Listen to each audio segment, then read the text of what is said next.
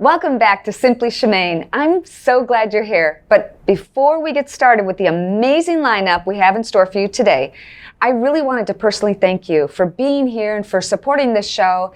And thank you to our sponsors, amazing sponsors, Patriot Mobile, Rough Greens, and Senior Care of Michigan. They're companies that support Christian conservative values. Okay. In today's show, we have the amazing duo, outspoken conservatives and internet sensations, Diamond and Silk.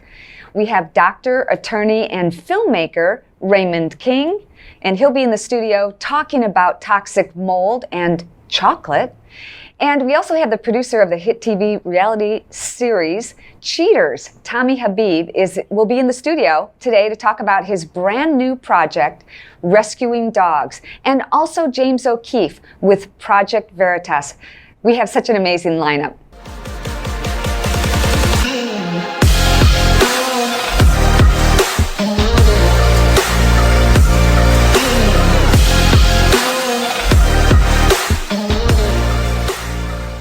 Simply Shemane is powered by Patriot Mobile, America's only Christian conservative wireless service provider.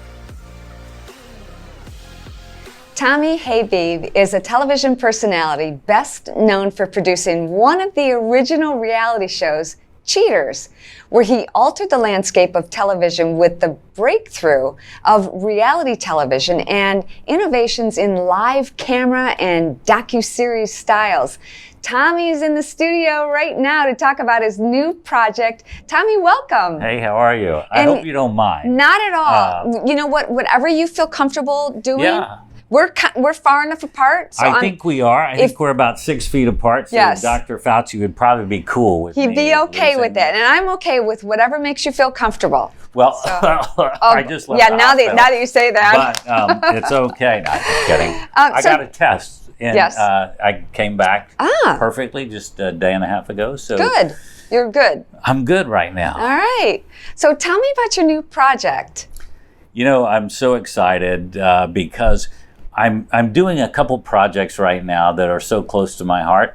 I've been a fan of dogs in the animal world for many, many years. I've been part of the SPCA LA, hosted their telethons, and it's been a big part of my life, rescue and saving dogs. And so we're launching a new show. It starts airing October 17th called To the Rescue all over the world. We're so excited about it. And we take these little unadoptable dogs that are the ones that nobody will take because they're usually pretty beat up and hurt and they're bloody messes or a lot of mange and literally have hours left before they're going to put them down. And we take them and, nurse them back to health and then get them training. And then we do an extreme puppy makeover. And then we find them a home. Aww. And it's pretty wonderful because, hopefully y'all are going to show here at some point some of the dogs and the transition. Because that transition, which I know you're a huge dog advocate. Huge dog advocate. So and our dog, Happy, was a rescue. He was covered in mange and he had ticks embedded in him when we first got him. So oh my gosh. This is near and dear to my heart. And Yes. you're barking up the right tree here. Very good. Thank you. Happy is a fantastic story. You had told me about it earlier and I'm excited. I want to include you guys on our show. I think it would be so fantastic. We'd love it, to tell Happy's story and how he got his name, which is very cute. And so your husband is a pretty special dude to do that for you. The 30-second story is I had lost a dog that Ted got me for my 50th birthday 8 years ago. And before that, I had lost 2 dogs within that year. And that puppy, who I thought was my soulmate, was run over. He was your soulmate. He was my soulmate. Yes. He was killed at 8 months old. And I told Ted, I can't take it anymore. My heart can't take it. Yeah. And he ended up getting me, he said, my dog Rocky would have wanted me to be happy, so he got me Happy. See, you're so sweet. I know. A tear coming out. Yeah. And it's so tough because that's what happens. And I go into these shelters and I'm going, okay, we'll take them all. We're just going to try to save all these dogs. But we can't. We're doing a television show. But I have a foundation called the Forever rescue foundation, and it's going to run next to the show. And so we can save 20, 30 dogs on the show, but we can save thousands on the rescue. I love that. And we're doing some really neat things with the rescue, and have so many people getting involved in corporations, and I'm just really charged about it. And, just to get another show on the air and to be doing special things is really neat. So I'm so proud of To the Rescue. And if people want to go and see the trailer and become a team member and a rescue fan, you can get a T-shirt and the whole thing. But you go to the website at totherescuetv.com and join our team. It's going to be really neat. And so it's you'll be hearing open a lot about it. for everybody to participate in and help rescue dogs as well. Absolutely. Yeah. You can have any part of it. We are launching an app. It's To the Rescue app, and it'll be out next month. And the communities that we're bringing together in the app, it's going to be pretty neat because it's a very social app, and you win things for putting the dog of the day, and you put all these neat things up there. And then also you can be, if you're part of a special breed, we are a rescue show, but there are breeds out there they're great groups. And so we allow you to be part of these different breed communities, and y'all can communicate. If you have questions, we have doctors on there that will answer your questions for you. It's going to be very cool. It's called, To the Rescue. It's the app. And so proud of that. I love it. I love it. Thank you so much. Yeah. And you've got another project? I do. A dear friend of mine, Mariel Hemingway, most people know her grandfather, Ernest, or you read one of his books. We created a show together. It's right now, the working title's The Hemingway Project. But so Marielle has written multiple books, 5 books on mental health. And she's had 7 people in her immediate family commit suicide. So I said, Marielle, we need to do something special here. And so we created a show that targets teen suicide. And it's a very heavy subject matter. It's so important today, especially with COVID going on. It's, mental health is just running rampant. And what we do different, though, is we tell stories, but we look at the winning part of it. We look at the solutions, how these kids overcame their problems and how they did that. And so we want to pass that on to the community and to people that need that help. It's so important. And Time Magazine has been gracious enough. They partnered with us. We have a fantastic team, and it looks like we're going to roll it out in 2021. Well, good for you. Yes. Well, thank you, Tommy, for being here and sharing all your insight and inspiration with us. I think that during this difficult time, what has helped me is to take the focus off of myself and to help other people. And that's when I feel like humanity is at its best, don't you think? People inherently want to do good. And it feels so good, even if you just open the door for somebody, right? When you do something good, it's the best feeling in the world, and it becomes, contagious. Then you want to do something else. So just do it. Take a little step, and that next step is going to become easier. It's going to make you feel better. You're going to have a fantastic day. And I hope that you guys all get a chance to catch our television shows. We will. We'll make sure that we put all your links for sure. in it, and have people follow you and find out more about it. But thank you so much for being here. Yes, and thank you. I can't wait to have you on our show. It's awesome. I will do it. All righty. And stay tuned, because we've got funny pet videos coming up. Whoa. Tommy, I always like to end the show, no matter what's going on in the world. There's a lot of difficulty, a lot of negativity, a lot of people who are, depressed and unsure. I always end the show with something to make you smile. So we have funny pet videos at the end. I applaud you. Thank You're doing you. a fantastic job. Thank you so much. All So right. stick around for that. We'll be right back.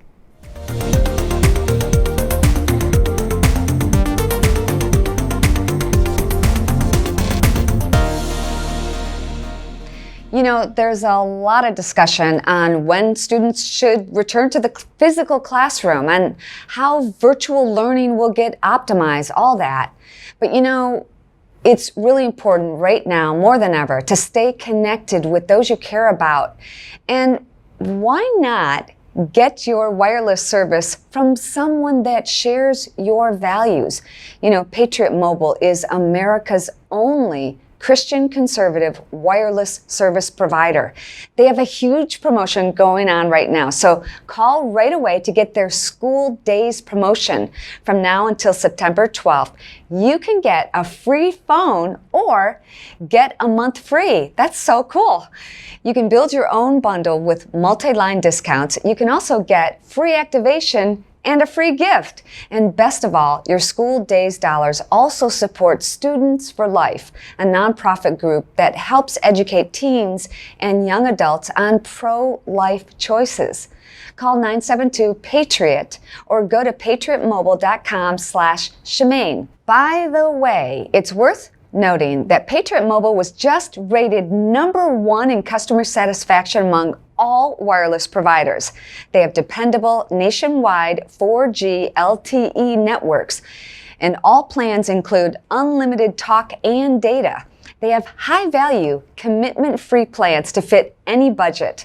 They have a U.S.-based sales and support team, and a portion of every dollar earned supports organizations fighting for First and Second Amendment rights, sanctity of life, and the needs of veterans and first responders.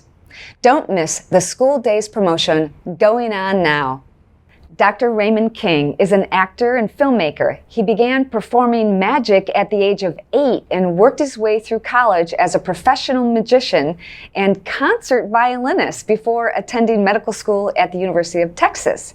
He practiced medicine as an ear, nose, and throat doctor for 10 years in Oklahoma City, and he was one of the surgeons that treated the victims of the Oklahoma City bombing. We'll talk to him about that.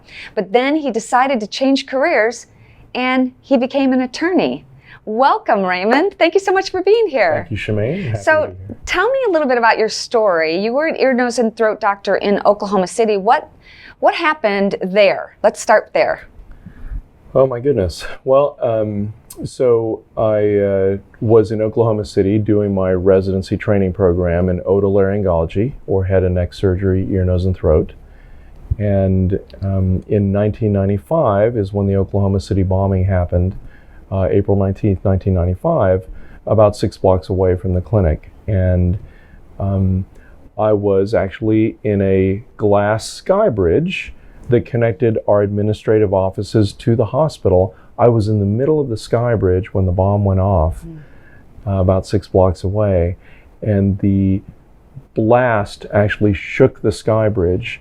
I thought a truck was driving underneath the sky bridge and had hit the sky bridge, but I was wrong because I looked up and across the way I could see the buildings, and behind the buildings there were these clouds of gray-white smoke. So I went to the hospital building and went to the 3rd floor where my clinic was. I turned on the TV in the waiting room, and sure enough, they had a helicopter view of the Murrah building, which had just experienced the explosion. And the first thing I did was I called my parents in Amarillo. I told them that there was an explosion and that I was okay. And before I could finish that call, all the phone lines went dead. The the phone lines were overrun. Even cell phones didn't work.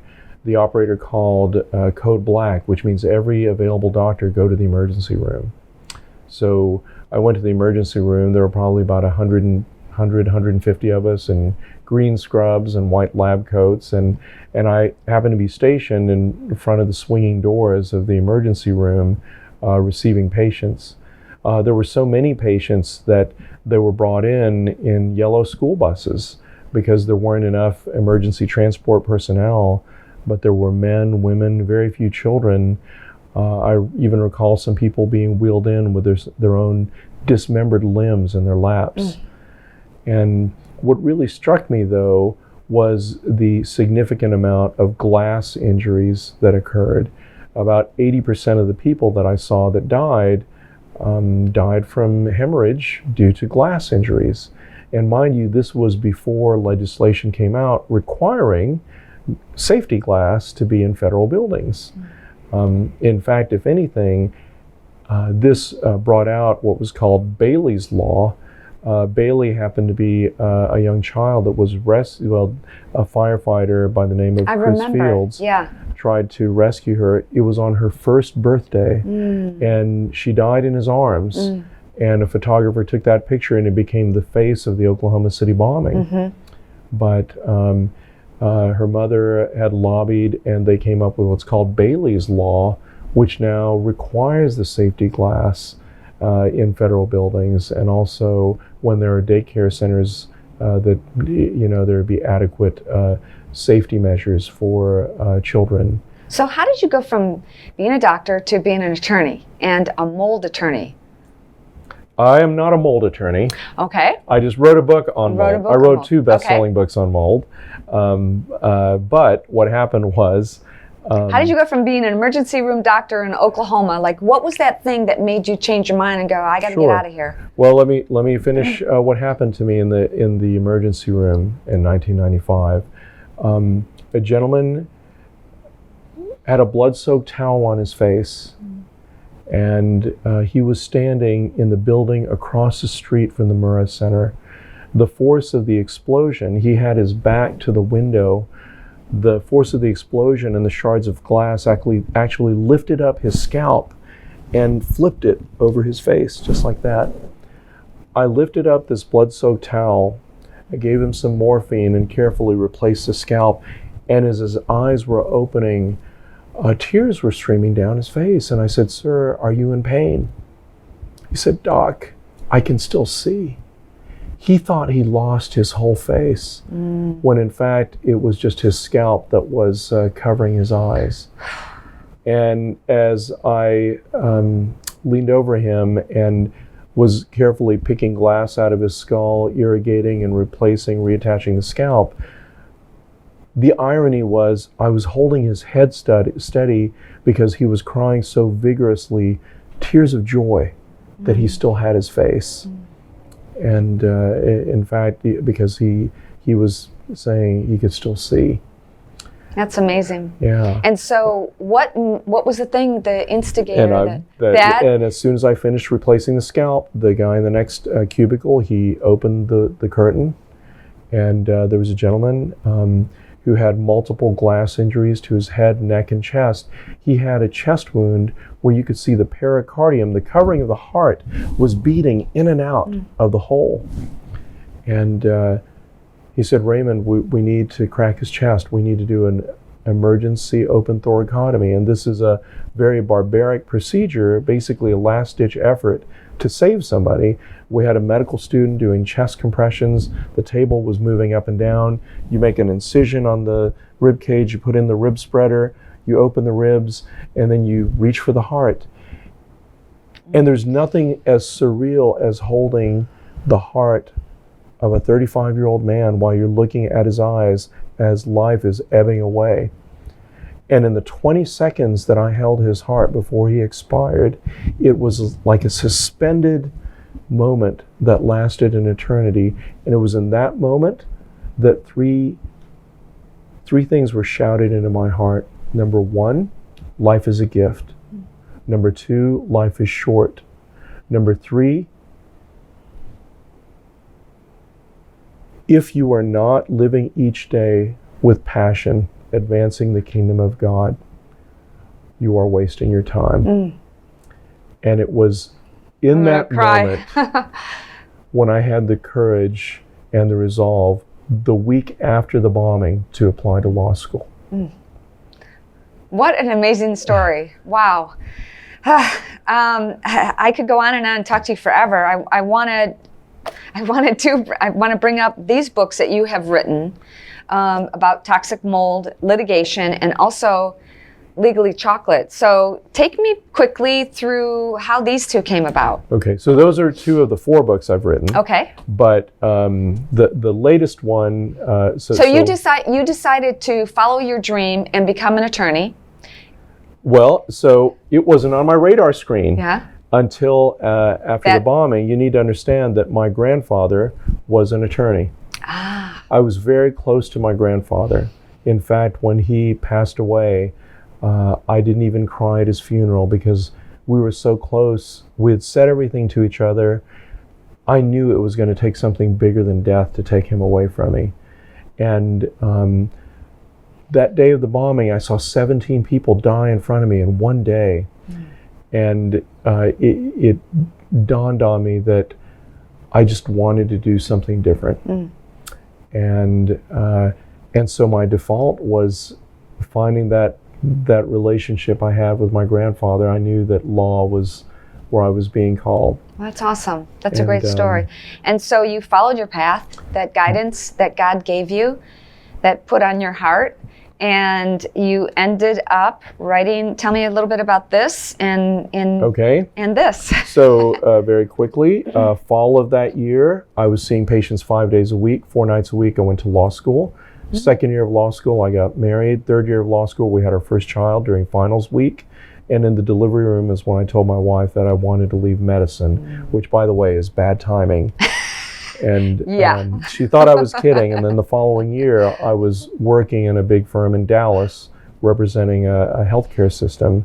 And it was then when I started at the law firm, one of the partners said, "Does anybody in the firm know anything about mold?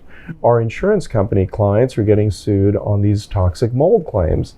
And I responded, "Well, I'm an otorhinolaryngologist. I know a lot about mold. I'm an ear, nose, and throat specialist." So over the next 6 months, people everywhere, inside and outside the firm, were sending me cases on mold.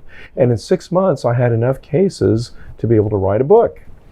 And it was, at the time, California and Texas led the United States with respect to mold litigation. No book had been written with a medical perspective. And so why it's different is it has a checklist of questions you need to ask the opposing expert so that you can use science to get them dismissed from the case. Awesome. Well, how can people find you? Because I'm going to guide everybody to pick up this book. How can they find you and get this book? And also, we're going to have you come back and talk about chocolate. That's like my second favorite thing to talk about. First thing is dogs, second is chocolate. Well, so if you go to ababooks.org and just put in toxic mold litigation, the second edition of the book has been out. And also Legally Chocolate is the most recent book I wrote, and that is a compilation of all the legal cases involving chocolate, and each chapter is separated by a chocolate recipe that I have personally tested myself.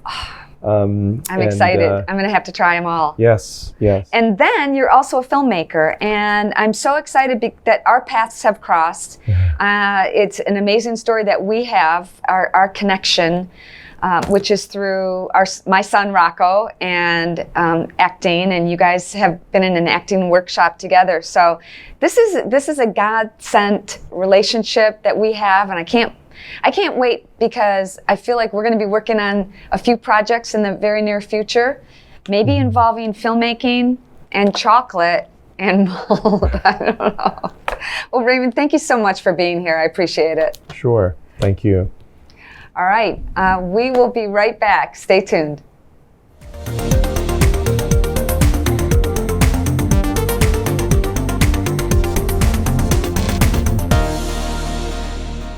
Patriot Mobile was built on the values of Americans. We are humbled, recently achieving the highest customer satisfaction among all wireless providers. As America's only Christian conservative wireless service provider, you'll receive great performance, and we'll donate a portion of every dollar earned to support your values.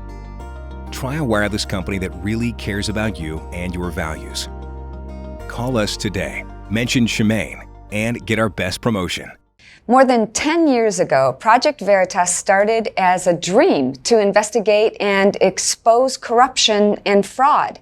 James O'Keefe established Project Veritas in 2011 as a nonprofit journalism enterprise and undercover reporting work. James, it's so good to have you here. Thank you so much for joining me. It's great to be with you. Thank you for having me today.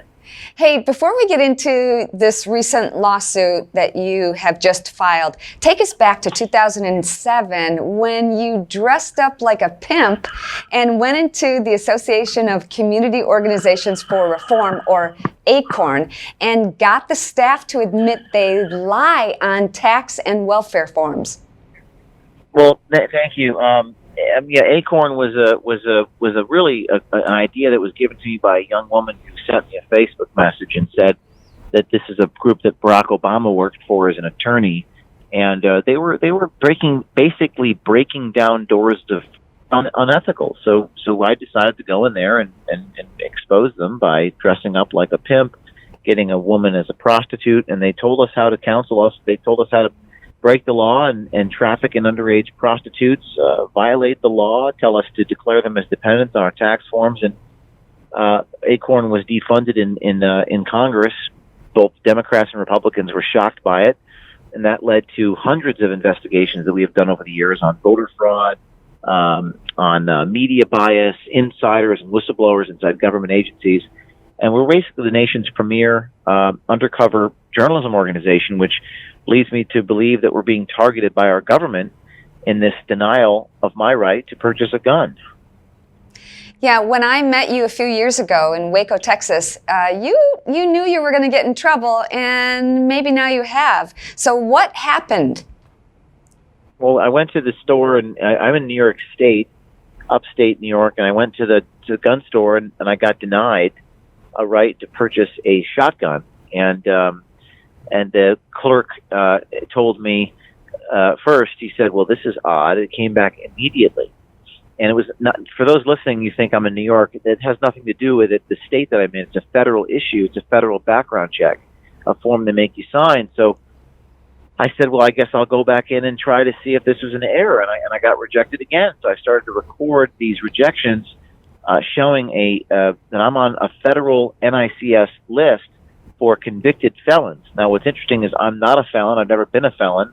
I've never been convicted of a felony. I don't have any misdemeanor convictions for over a year in prison. So there's no reason why I should be on that list. And this comes on the heels of me being targeted by the government for at the border. They detained me at the border 4 or 5 years ago, and then they took me off that list. So the government seems to be putting people on a series of lists.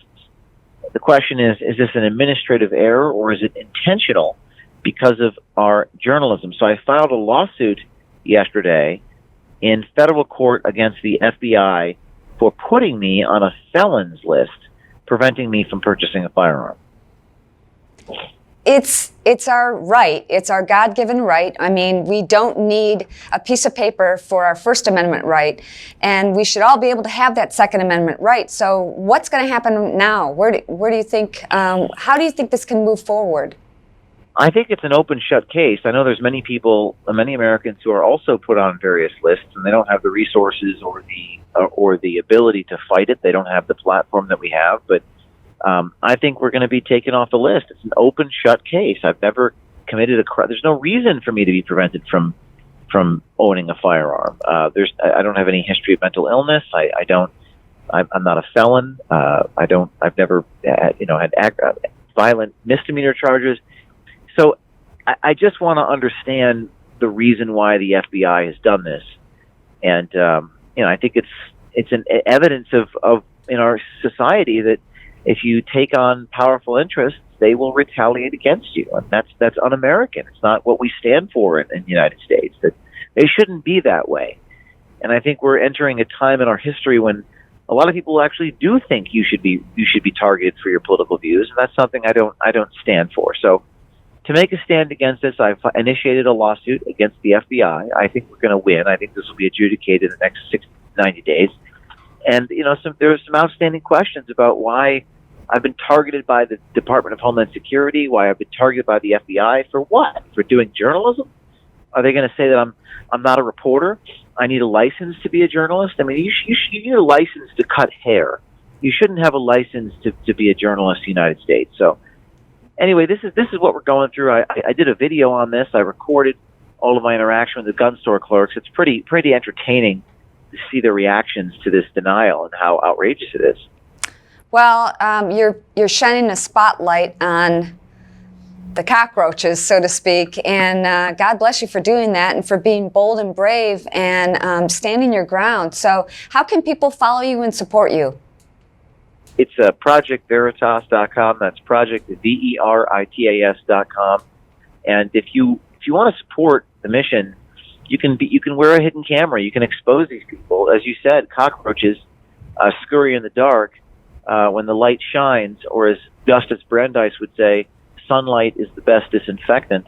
So the way to disinfect it is to expose it. The thing that they say the thing that communists feared more than anything else is being exposed. They just fear exposure. So what you can do is wear a camera. Our email address is Veritas Tips. That's VERITAS tips at protonmail.com. Veritas Tips at protonmail.com. If you want to sort of sign up with us and wear a camera and expose what's happening in your place of employment, in your government agency, or maybe someone you know is some fraud they want to expose. Well, James, good luck. God bless, and please keep in touch with us. Thank you so much. Thank you for having us on. All right. Stick around. We'll be right back.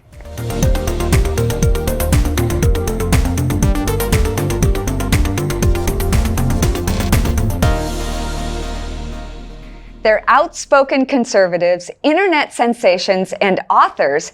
Diamond and Silk, thank you so much for being here. Oh, thank you. Thank you for having us. Okay, so I have to know, how did you two nice ladies become outspoken Trump supporters?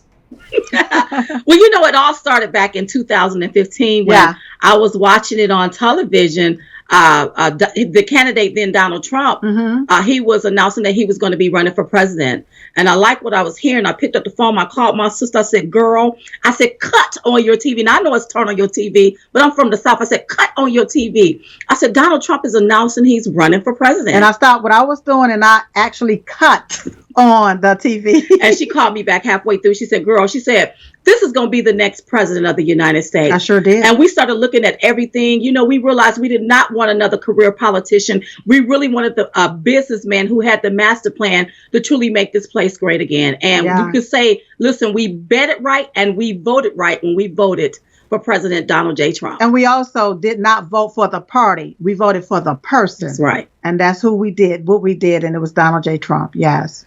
I love it. So in the last 3 years, President Trump has done more for people of color than the entire Obama-Biden administration. But no one seems to care. Why do you think that is? Because, you know, the left-wing media and even those on the right, their goal is to stop President Trump at all costs. You have to understand that a lot of these people has been in government and in these government positions for years. Decades. And they've been almost half a century. Yeah, they've been skimming from the top, leaving the American people left at the bottom. They keep continuing to get their kickbacks and their patty whacks. And what's happening is President Trump is truly draining the swamp, and a lot of people's gravy trains are coming to an end. They don't like it. The media don't like it. So they will do everything they can to stop him and not talk about the successes of the Black America and how the unemployment was at an all-time low. Home ownership was at an all-time high. Entrepreneurship was going up. They don't want to talk about how President Trump giving more money to HBCUs than any president in the history. You know, they don't want to talk about the First Step Act, giving people a second chance, the opportunity zones. They want to keep that stuff hush-hush because the Democrat Party, no, they ain't done none of that for Black America. They just automatically assume that they can just have Black America vote. They hadn't done none of that. But President Donald J. Trump has done all of that. So they want to keep all of that a secret, and they're trying to stop him. But you have to understand this. They don't try and stop losers, but they will try and stop a winner. President Trump is winning, and they don't like that. That's right. And no matter what he does, he's attacked.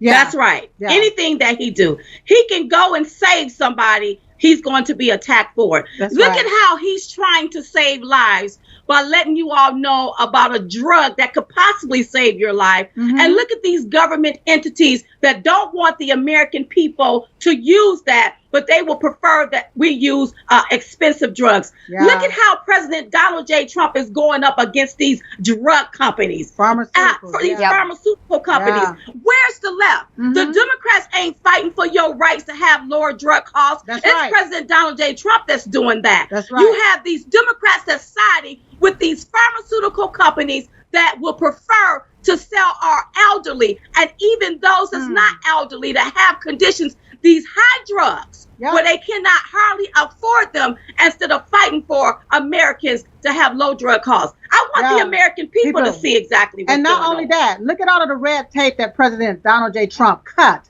that the past administration put into place, restricting people from being able to have access to a lot of different things that could possibly save their lives. Right. Look at what's going on right now when you look at these Democrat-ran cities and how they are restricting different things and even restricting you from working to be able to go out and work to make money so that you can pay your own bills. Look at how they told us to go in to flatten the curve, but these Democrats and these Democrats governors and Democrat mayors, they want to keep people so locked down and so restricted with all of this red tape that they want us to go in now and flatten our livelihoods. We can't do anything. They have this dictatorship thing that's going on. Tyranny is going on. Violating our constitutional rights, our civil liberty. Take a look at who's doing it and what's going on. And if we're not careful and we don't vote right, we will get left. Look at Jim Crow Joe today.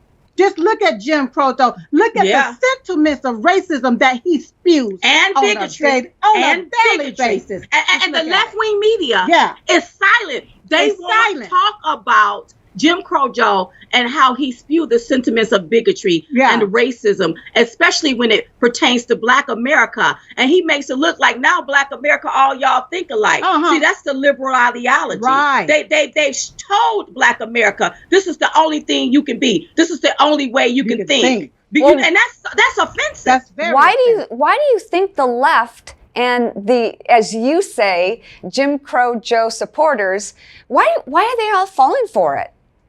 Because they've been conditioned to fall for it. You tell somebody something long enough, they will start to believe it. Right. But it's not until they start thinking outside of the box and realize something is wrong here. Why would you want to vote for a man that's been in office almost 47 years? That's almost half a century and ain't never done nothing for Black America. But remember, he reached across the aisle with segregationists that was right in his own party, the Democrat Party. He was hand in hand with a former KKK member that was right there in his party. And he pushed that crime bill. He pushed a crime bill, decimating the Black families, sending Black fathers to jail, and leaving Black children without their parents, their fathers. Remember when he stood on the Senate floor and he referred to Black people as predators. And he said he put more in that, he did everything in that crime bill but hang them. And you have Black people that don't want to wake up. Sometimes some people just don't want to see the truth. Those are the ones that you got to leave behind. But for those that want to see the truth, that's what's going to set everybody free. You know, we've been discouraged to go to church, but the peaceful protests, riots, are okay. Do you think Christian conservatives are under attack?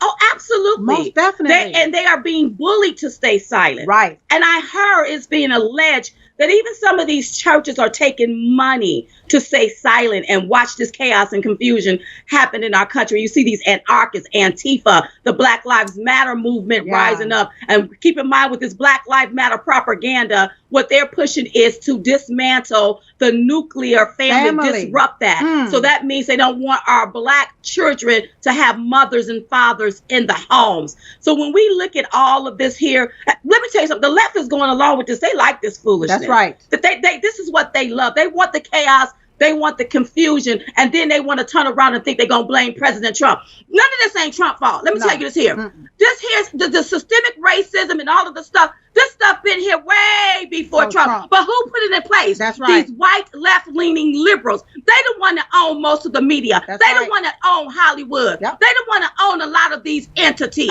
So when we talk about systemic racism, who are we talking about?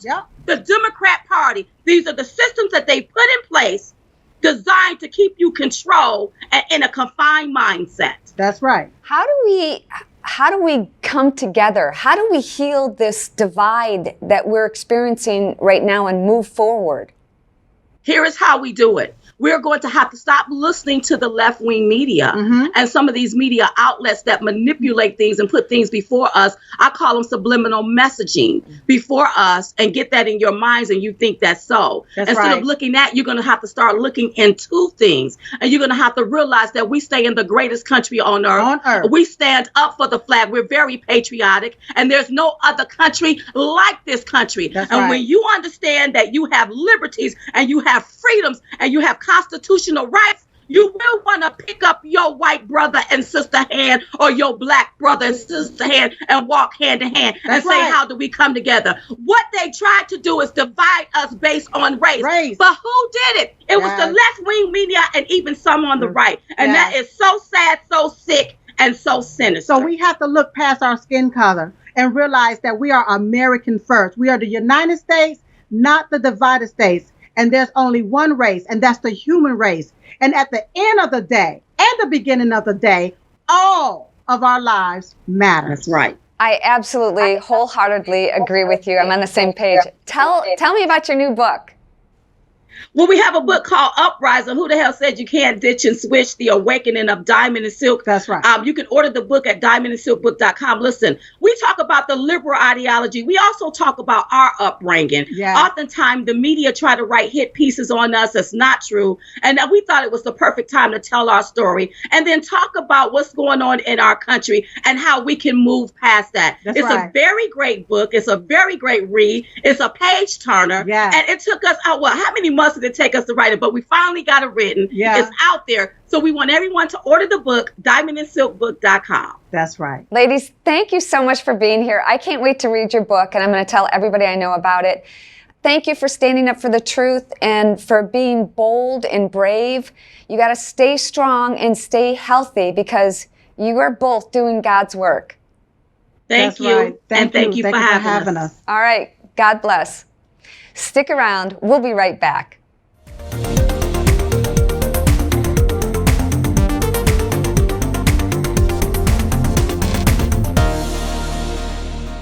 Well, thank you guys so much for being here today, for watching the show with me. Every week, our guests just keep getting better and better. And, you know, it feels like I'm supposed to be talking about something right now, but something is missing, and I'm not really sure what that is. Well, now this feels better. It feels like normal. It feels like normal again. Diana and Sarah, thank you so much. Cheers. Happy to be here. Now with this shot, everybody can see that I need a booster seat. And we haven't even had one sip of wine. Not yet. No. So how are you girls? Good, yes. Good. Let's have that first sip. Oh, I think we did that already, Diana, but we can do it again. Okay, so how is everything going with you now? Sarah, you have your own podcast. I do. And I was honored to have you on recently. And I had so many people message me just how much they loved your message. And yeah, it's called The Strackhouse, and it's about inspiring women making change. And that embodies what you're doing. You know, you're getting your message out. So I, loved having you on. Well, awesome. And Diana, you are a mover and a shaker. It seems that way lately. I mean, it seems like we just started. Somebody asked me, how long have we been doing this podcast? And it's only been a few months. Yeah. And it feels weird to call it a podcast because it's more of a video. A digital TV show. Yes, I would say it's more of an online show. That's how I describe it, because it's not a podcast. And Diana, you do everything from help arrange the guests to help with the sponsorships and sponsors and scheduling, and what else? Bringing the wine. Making sure we always have wine. Yes. But yeah, I think, a lot of it is, the fun part is we have so many exciting guests, and as we go, later and later, they just keep getting better, and it's so fun. But the thing I think I love about it the most is because I am helping produce the show, I'm behind the camera and I'm watching, and I tear up all the time when I'm watching, because the guests and you guys get into these deep conversations, and like Dr. Raymond today was talking about, after the Oklahoma City bombing and all the horrible traumatic things he saw, and how it just really turned him to start believing that you have to live your best life and you have to really appreciate every day. And I was just sitting back there going, God, he's so right. And it just kind of is a slap in the face, a little wake up call every time, you have just a really moving guest. Yeah. And we're getting a lot of them, and more. I think it's really important, even though we do talk about politics a little bit, but I think it's important to, talk about spirituality and inspiration, because there's so much going on in the world. Why not drink wine? So makes you feel better temporarily. Yes, but actually, thank you so much for being here, for both of you, and all of the things that you're doing, not just for this show, but for so many others. You guys are really an inspiration to women everywhere. Thank you. Thank you. I love being a part of your show and just, having a little extra fun with you. Yes, we do. We do have fun. Yes. And I haven't even drank anything yet. So, all right, guys, till next Tuesday at 5 p.m. Eastern, when we go live on Facebook Watch, we will see you. Have a great and healthy rest of your day and week. And we'll see you next Tuesday. Cheers. Our dogs are like family to us. Honestly, the highlight of my day is being able to spend time with them. No matter what kind of mood I'm in, bad hair, they don't care. And they always make me smile. Except, of course, when they don't feel good. Rough Greens is 100% natural, highly concentrated nutrition from fruits and vegetables with essential vitamins and minerals, probiotics, no GMOs, added corn, or artificial ingredients. And you know what? My dogs love it. I became a customer before they sponsored this show. If you want your dogs to have better joint health, better digestion, and more energy, add Rough Greens to their food and keep your furry friends a part of your family for a long, long time. Use promo code Shemane for 10% off any purchase.